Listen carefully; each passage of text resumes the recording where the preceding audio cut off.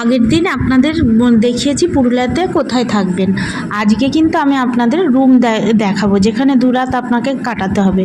তবে তার আগে ঠিক করে নেবেন কখন যাবেন। আমরা কিন্তু গিয়েছিলাম মার্চে পলাশ দেখতে। দাঁড়ান, আগে এই গপুকে নমস্কার করে নেন তো, চলেন রুমটা দেখা যাক।